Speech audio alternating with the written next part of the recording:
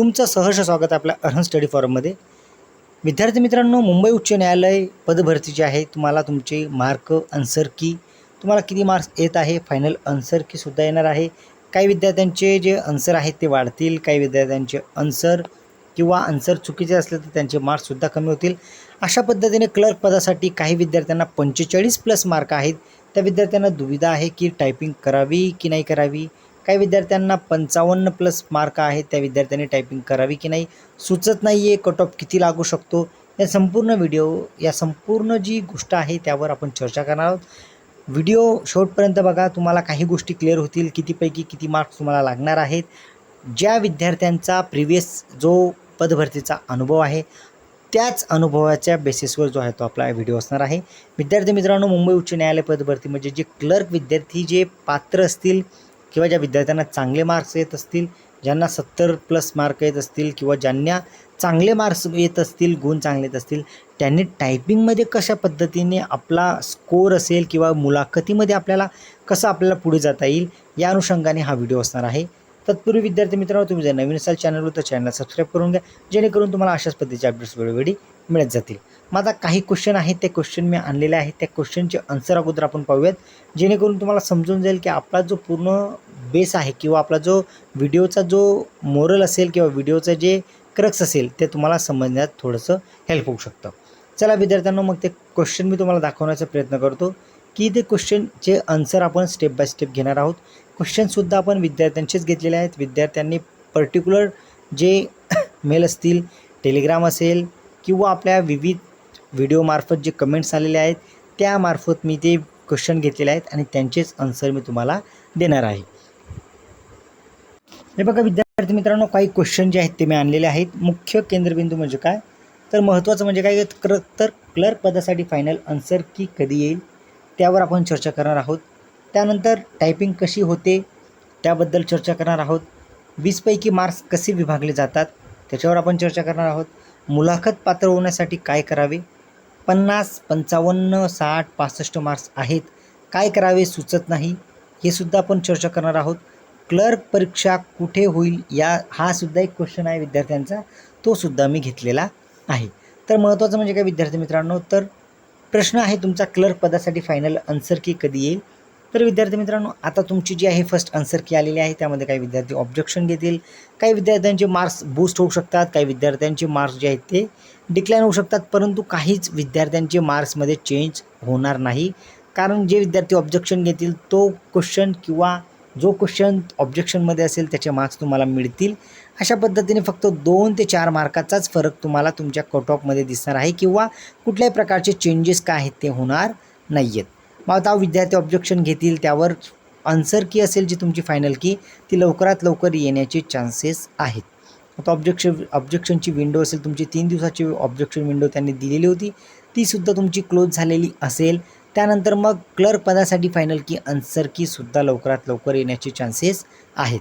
मग आता टायपिंग कशी होते, तर विद्यार्थी मित्रांनो तुम्हाला माहितीच असेल की 20 पैकी जे कम्प्युटर बेस असेल, म्हणजे तुमची जी टायपिंग आहे ती PC वर होणार आहे।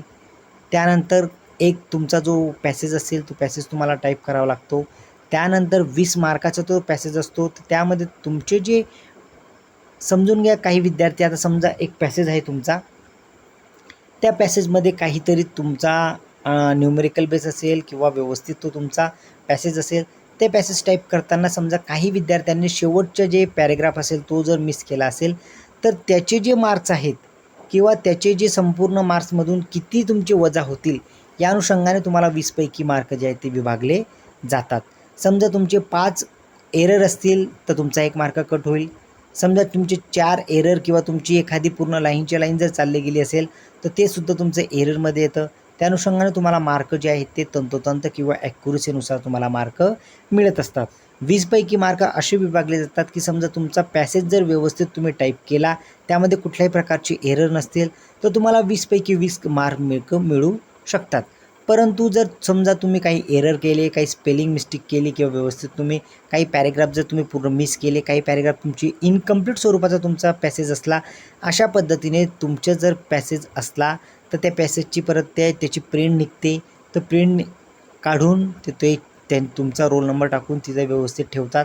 त्यानंतर मग तुम्ही किती एरर केलेले आहेत किंवा तुमचं किती मिस्टेक असेल, तुमचा पॅरेग्राफ मिसिंग किती असेल, तुमची स्पेलिंग मिस्टेक किती असेल, अशा पद्धतीने व्यवस्थित ते चेक करतात आणि त्याच अनुषंगाने तुम्हाला 20 पैकी मार्क्स जे आहेत ते विभागले जातात.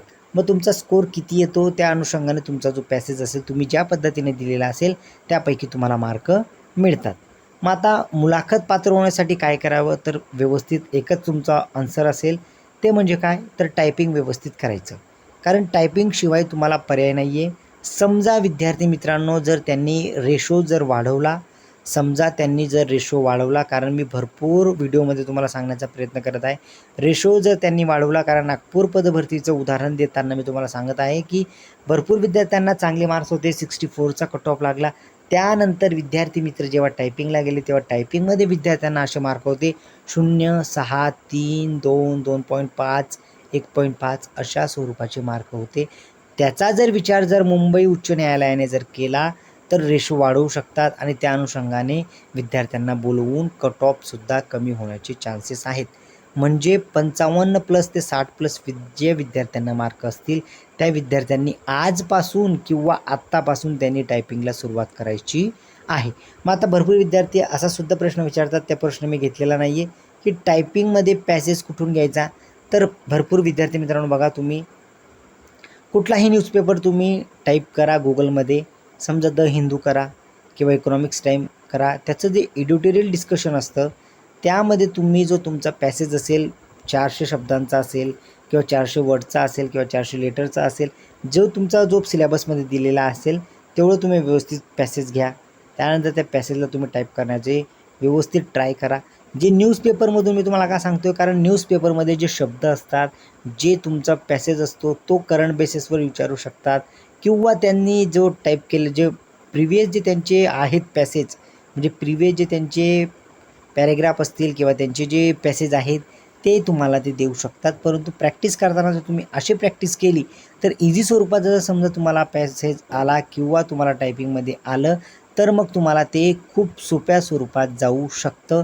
त्यामुळे हार्डची प्रॅक्टिस करा, जेणेकरून जर सोपं आलं तर तुम्हाला ते व्यवस्थित जाऊ शकतं. जास्त हार्ड पण करू नका, कारण हार्ड पॅसेज येत नाही. भरपूर विद्यार्थ्यांना मी सांगितलं आहे की जास्त हार्डसुद्धा टायपिंग करू नका. काही विद्यार्थी खूप जास्त न्यूमेरिकल जे आहेत किंवा लॉ किंवा एखादा कायदाविषयक एखादा सब्जेक्टमधून एखाद्या पुस्तकामधून घेतात आणि त्याचंच टायपिंग ते करत असतात. इतकाही हार्ड करू नका, जेणेकरून तुम्हाला तिथं खूप पॅनिक होईल. व्यवस्थित मॉडरेट स्वरूपाचे पॅसेज घेऊन तुम्ही व्यवस्थित टायपिंग सुरुवात करायची आहे. दिवसाला जर तुम्ही 3 तास सकाळी आणि संध्याकाळी जर 3 तास अशा स्वरूपाची जर प्रॅक्टिस केली, तुमची एरर किती येत आहे, किती व्यवस्थित त्याच्यावर जर फोकस तुम्ही जर केला, नक्कीच तुमचा जो टायपिंगचा जो 20 पैकी असणार आहे त्याच्यात तुम्हाला मार्क बूस्ट होतील. मग आता क्लर्क परीक्षा कुठे होईल, तर विद्यार्थी मित्रांनो चान्सेस आहेत की मुंबई येथे तुमचे जे आहेत ते क्लर्क पदासाठी जी परीक्षा आहे ती होऊ शकते. विद्यार्थी मित्रांनो संपूर्ण गोष्टीचे आन्सर मी तुम्हाला देऊन दिले आहेत. जर काही विद्यार्थ्यांना अजून काही प्रश्न असतील तर त्यांनी नक्कीच मला कमेंट बॉक्समध्ये सांगा. कमेंट बॉक्समध्ये मी त्याचे आन्सर देण्याचे प्रयत्न करेल. सेशन नंबर 2 जो आहे तो आपला क्लर्कमध्ये टायपिंग जो आहे पॅसेज मी तुम्हाला देईल.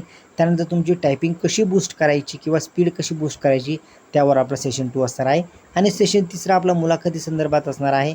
अशा स्वरूपाचे आपले 4 ते 5 सेशनमध्येच आपलं क्लर्कचं जे आहे विद्यार्थ्यांचे प्रिव्हियस अनुभव असतील, काय ज्या विद्यार्थ्यांनी मला सांगितलं आहे त्याच अनुषंगाने मी तुम्हाला सांगण्याचा प्रयत्न करणार आहे.